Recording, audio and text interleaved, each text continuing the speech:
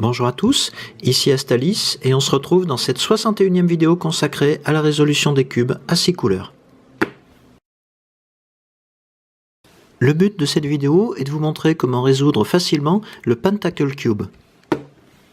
Pour résoudre le Pentacle Cube, vous devrez au préalable être capable de résoudre un cube 2x2 standard. Pour commencer la description du Pentacle Cube, je vais m'intéresser à ces pièces. Ici, on voit qu'on a par exemple ce type de pièce à 3 couleurs qui est l'équivalent d'un coin sur un cube standard. Sur chaque face du Pentacle Cube, on remarque un certain nombre de pièces englobées à l'intérieur d'un cercle qui peut tourner d'un bloc comme ceci et prendre n'importe quelle position angulaire. Sur chaque face du cube, à l'intérieur du cercle, on distingue ce pentagramme, une étoile à 5 branches qui a donné son nom au cube, et dans cette étoile, on peut distinguer un centre, une pièce centrale pentagonale, qui est fixe lorsqu'on tourne l'ensemble des pièces. Ce centre est encadré par 5 pièces, les 5 branches de l'étoile, et par 5 autres pièces situées entre les branches de l'étoile et que j'appellerai des quartiers. Dans un premier temps, quand on manipule le Pentacle Cube, on a le sentiment que le cube est bridé, quelle que soit la direction dans laquelle on essaye de faire tourner ces pièces. En fait, la particularité de ce cube est que pour faire tourner par exemple la rangée droite, on doit d'abord aligner les pentagrammes comme ceci, afin de former une ligne continue, une séparation entre les pièces, et c'est seulement à cette condition qu'on pourra faire tourner par exemple cette rangée droite. Même chose si on veut faire tourner par exemple la rangée supérieure, on va devoir aligner les pentagrammes de manière à former une ligne horizontale continue sur les 4 faces latérales, et c'est seulement à cette condition qu'on pourra tourner cette rangée supérieure. Je dirais peu de choses des couleurs du cube, puisqu'elles respectent la disposition de celles d'un cube standard, avec en particulier le jaune à l'opposé du blanc, le bleu à l'opposé du vert et le rouge à l'opposé de l'orange dans l'état résolu du cube. On retrouve également les couleurs bleu, blanc, rouge dans le sens contraire des aiguilles d'une montre autour d'un coin, et on peut même s'aider sur ce cube, comme sur un 3x3 standard, par la couleur du centre fixe de chaque face, qui va imposer sa couleur à l'ensemble de la face lorsque le cube sera résolu. Pour résoudre le Pentacle Cube, on va s'y prendre en 2 temps. D'abord, on va remettre à leur place les 8 coins du cube, de la même manière qu'on le ferait sur un cube 2x2 standard. On s'occupera ensuite de l'ensemble des pièces rotatives du cube, en les regroupant par couleur sur les faces correspondantes. J'ai ici mélangé mon cube, et pour en arriver à cet état, j'ai dû veiller à l'alignement de certains pentagrammes pour libérer les rotations nécessaires sur le cube. Pour commencer la résolution du Pentacle Cube, on l'a dit, on va s'occuper en priorité des coins du cube, et on va les réagencer par couleur, exactement comme on le ferait sur un cube 2x2. Exactement pas tout à fait, on a vu que pour obtenir les rotations voulues, on doit aligner certains pentagrammes sur le cube. Je ne vais donc pas détailler cette partie, puisque à cette contrainte près, on va s'en sortir exactement de la même manière que sur un 2x2, en négligeant toutes les autres pièces, y compris les centres. Ici, je viens par exemple de résoudre les 4 coins blancs, puisqu'on voit qu'on a 4 facettes blanches sur cette face, et on voit qu'on a continuité de couleur sur les faces latérales du cube. Je vais faire exactement la même chose avec les 4 coins restants, qui présentent tous une facette jaune, pour terminer en quelque sorte la deuxième rangée de mon cube 2x2. J'ai ici terminé la mise en place des 8 coins du cube, puisqu'on voit que j'ai bien une correspondance de couleurs avec ces 4 coins qui présentent une facette jaune sur cette face, et on va maintenant s'occuper des centres, puisqu'on voit que le centre fixe blanc n'est pas sur la face où se trouvent les 4 facettes blanches de ces 4 coins. Donc, pour amener ce centre sur cette face, je vais là aussi aligner les pentagrammes. Je vais amener 2 facettes blanches sur cette face. J'ai donc 2 de mes 4 coins qui sont sur la face. Je vais ensuite modifier l'orientation de mes pentagrammes pour amener les 2 autres coins qui présentent une facette blanche. À l'opposé du centre fixe blanc, on trouve logiquement le centre fixe jaune, qui est donc déjà à sa place sur cette face où on a les 4 facettes jaunes apparentes sur ces 4 coins. En revanche, sur les autres faces, on n'a pas encore terminé puisqu'on a ici un centre fixe rouge sur une face qui a priori sera verte lorsque le cube sera entièrement résolu. Je remarque que le centre vert que je cherche est sur cette face, donc je vais partir de cette face et je vais appliquer exactement la même technique en alignant mes pentagrammes et en amenant deux des coins présentant une facette verte sur cette face. Et je recommence, mais cette fois-ci pour la partie basse du cube. Et j'amène les deux autres coins présentant une facette verte. De cette manière, on voit que sur les autres faces, tout est rentré dans l'ordre. Ici sur la face rouge, ici sur la face bleue, et ici sur la face orange. À partir de ce stade, on a bien correspondance de couleurs entre le centre fixe d'une face et les quatre coins de cette même face, et on va devoir s'occuper des autres pièces. Pour rester fidèle à mes habitudes, je vais commencer par la face blanche. Je constate que sur cette face blanche, je n'ai aucune des 5 branches de ma croix. Aucune de ces 5 branches n'a la couleur blanche que je recherche. Ici, je vois que j'ai une branche isolée blanche sur la face droite. Je vais devoir donc l'amener de cette face à la face avant. Le problème, c'est que quelle que soit la rotation que je vais utiliser pour amener cette branche de la face droite à la face avant, je vais modifier l'agencement des coins du cube. Et je souhaite conserver cet agencement jusqu'à la fin. Donc, si j'effectue une rotation, il faudra que j'effectue la rotation contraire pour rétablir cet agencement. Et entre les deux rotations, on va faire tourner les pièces appartenant à un même cercle. Donc, pour amener cette branche seule à côté de ce centre fixe, je peux par exemple aligner les pentagrammes de cette manière et je vais pouvoir effectuer cette rotation. Je vois que j'ai modifié l'agencement de mes coins, donc je vais devoir effectuer la rotation contraire, mais pour garder la branche de l'étoile sur cette face, je vais l'isoler, par exemple dans cette position, au-dessus de la partie mobile du cube, et je vais pouvoir ramener la rangée inférieure du cube vers la droite, comme ceci. Dans mon exemple, je vois que j'ai déjà un quartier blanc en place à côté de cette branche blanche, mais pour le principe, je vais considérer que je n'ai que cette branche de mon étoile en place dans ce cercle. Je vais isoler cette pièce sur la face d'à côté pour me ramener à ce cas. Donc, je peux faire tourner la rangée droite comme ceci, j'isole le quartier dans une autre position et je ramène ma rangée. Je me retrouve donc dans le cas de base que je vais utiliser pour compléter ensuite la face avec d'autres pièces blanches. À partir de cette configuration de base, je vais chercher à créer sur les autres faces du cube des assemblages entre une branche blanche et un quartier blanc et je vais les amener d'un bloc sur cette face. Je vais vérifier que je n'ai pas déjà des assemblages tout prêts. Ici, ce n'est pas le cas puisque j'ai un quartier seul, mais je m'aperçois que sur cette face, j'ai un assemblage entre une branche blanche et un quartier blanc, quelle que soit la position du quartier blanc par rapport à cette branche. Je vais profiter de l'alignement actuel des pentagrammes qui me permet de faire tourner la rangée inférieure et je vais y placer ces deux pièces blanches. Compte tenu de leur position sur la face, je m'aperçois que si je tourne ce cercle comme ceci et que je tourne ma rangée inférieure, je vais obtenir un nouvel assemblage, quelque chose de continu entre ces quatre pièces blanches. Ici j'ai déplacé, ou plutôt j'ai tourné de 180 degrés ma rangée inférieure. Je vais isoler cette forme blanche au-dessus de cette rangée inférieure et je vais rétablir la position de mes coins.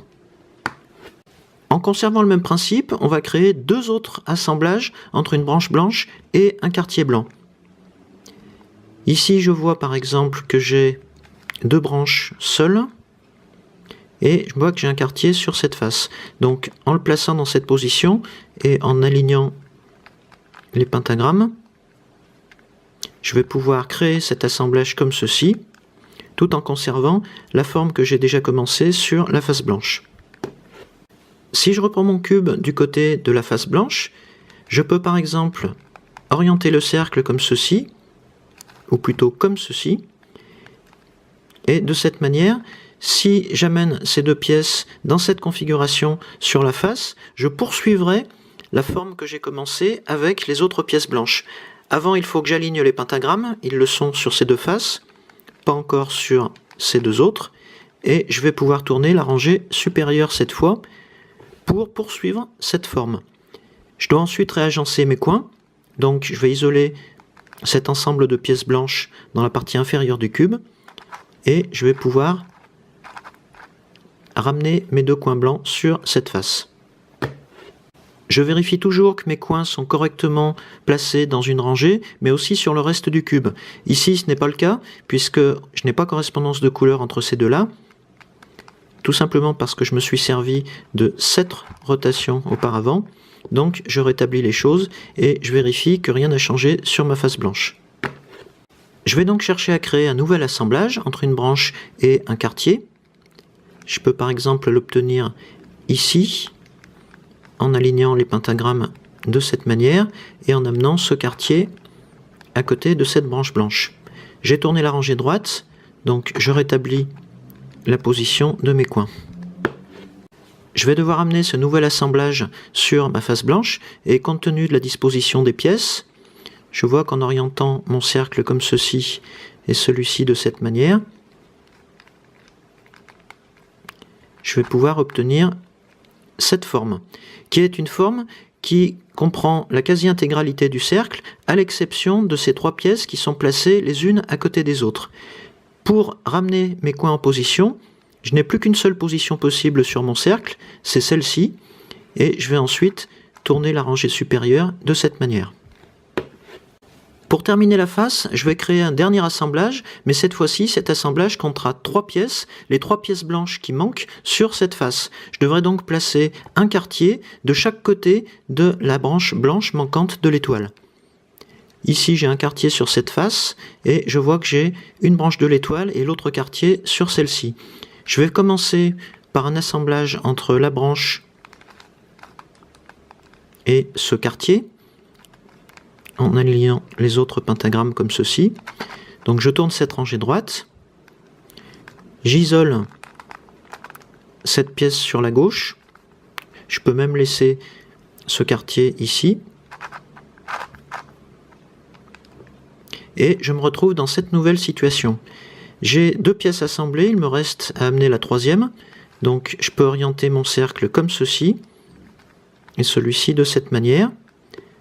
En tournant la rangée droite, j'obtiens l'assemblage que je veux, je l'isole dans la partie gauche du cube, et je rétablis l'agencement de mes coins. Pour amener cet assemblage sur la face de gauche, on pourrait penser dans un premier temps qu'il suffit d'aligner les pentagrammes comme ceci et d'amener cet assemblage. Le problème, c'est qu'on a ici résolu le cercle complet de la face, mais on n'a plus un agencement correct pour les coins du cube. Donc, on peut s'y prendre de 2 manières. Soit on isole cet assemblage dans la partie basse du cube, et on amène cet emplacement sur la face, ce qui permet d'y placer cet assemblage et de le ramener sur la face sans modifier l'agencement des coins. Soit une autre façon de faire, si je repars à l'envers, c'est de placer dans la partie haute du cube ici 3 pièces qui sont déjà assemblées et de venir les chasser avec ce nouvel assemblage. J'effectue une première rotation comme ceci, ce qui modifie l'agencement des coins.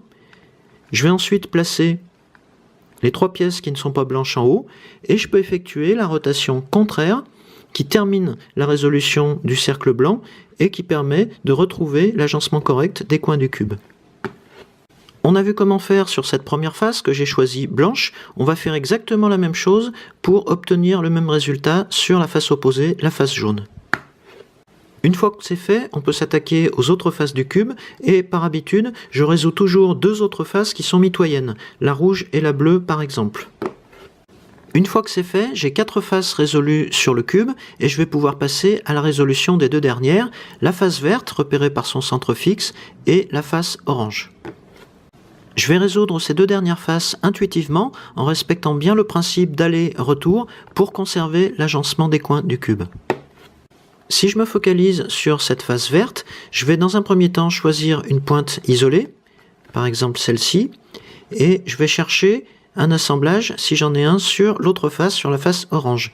Je vois que j'en ai un ici, donc si je conserve cette pointe, je vais pouvoir l'orienter comme ceci. Je vais orienter ce cercle de cette manière, vérifier l'alignement des autres pentagrammes, et je peux effectuer un premier assemblage dans cette partie de la face. Je vais ensuite isoler cet assemblage vers la gauche. Je peux même l'isoler de cette manière afin de remonter ce deuxième assemblage sur la face orange. J'ai repéré cet assemblage que je viens de remonter sur la face du dessus. Je peux donc orienter différemment le cercle de cette face avant et descendre directement celui-ci pour prolonger cette forme verte sur la face. Je vais ensuite isoler vers la gauche cette nouvelle forme et remonter la rangée droite. Je n'ai plus d'assemblage vert disponible ni sur cette face ni sur celle-ci puisque je vois que les pièces vertes sont toutes isolées. Donc je vais me focaliser cette fois-ci sur la face orange. Je vois que j'ai ici un assemblage de 3 pièces. Je peux en garder 2 et considérer que c'est un petit assemblage que je vais placer à côté d'une des pointes orange de cette face. Par exemple, celle-ci. Donc si j'oriente mes 2 cercles de cette manière, je peux remonter ces pièces sur cette face. Je vais isoler les pièces sur la gauche et je redescends ma rangée droite. Je remarque ce nouvel assemblage orange sur la face verte. Je vais pouvoir le remonter à cette place, comme ceci. J'isole ma partie orange sur la gauche et je redescends ma rangée droite. On a vu que pour créer un assemblage, je commence toujours cet assemblage à partir d'une branche de l'étoile. Or, dans ce cas de figure, je vois que j'ai une branche orange sur cette face verte et une branche verte sur cette face orange. L'idéal serait donc de les permuter pour ensuite terminer la résolution des 2 faces avec les quartiers manquants. Pour ça, si je veux venir placer cette branche verte sur la face verte, je vais placer une branche verte de l'étoile du côté droit, par exemple, et celle-ci du même côté. Je vais venir chasser cette branche avec cette nouvelle branche verte. Je vois que j'ai 3 pièces vertes à remonter sur la face. Je peux orienter mon cercle comme ceci et remonter ma rangée droite, ce qui permet d'agrandir la forme verte et de retrouver l'agencement des coins de mon cube. On a vu que pour terminer la résolution d'une face, je passais toujours par un assemblage final de 3 pièces de même couleur. C'est ce que je vais essayer de faire ici en faisant jouer les pièces entre ces 2 faces. Par exemple, si je considère ce quartier orange seul, je peux le placer dans cette position et créer cet assemblage. Je peux ensuite tourner le cercle de cette façon et compte tenu de la position du quartier vert ici, je redescends ici un assemblage de 3 pièces oranges tout en créant un nouvel assemblage de 3 pièces vertes sur cette face. Pour terminer la résolution de ces 2 faces, je n'ai plus maintenant qu'à échanger les positions de ces 2 assemblages de 3 pièces, et je sais comment faire, puisque si je me focalise sur cet assemblage vert, je vais le placer sur la droite de ma face, je vais ici orienter mon cercle de manière à placer également sur la droite 3 pièces vertes, je vais venir chasser cet assemblage comme ceci, et en réorientant mon cercle pour placer sur la droite les 3 pièces oranges, je vais pouvoir remonter cet assemblage sur la face orange, ce qui termine sa résolution, et dans le même mouvement, j'ai également remonté cet assemblage de 3 pièces vertes pour terminer la résolution de la face verte. J'ai donc terminé la résolution de mon Pentacle Cube. Vous pourrez évidemment rencontrer d'autres cas de figure sur les 2 dernières faces de votre cube, mais tout se résout de la même manière, intuitivement, en privilégiant en dernier lieu la construction de 2 ensembles de 3 pièces de même couleur sur les 2 faces. Maintenant que vous savez comment résoudre le Pentacle Cube, je vous donne rendez-vous dans la prochaine vidéo pour vous parler du Bagua Cube, non pas de sa résolution dans un premier temps, mais d'une méthode de réassemblage si d'aventure le vôtre laissait échapper quelques pièces. À bientôt!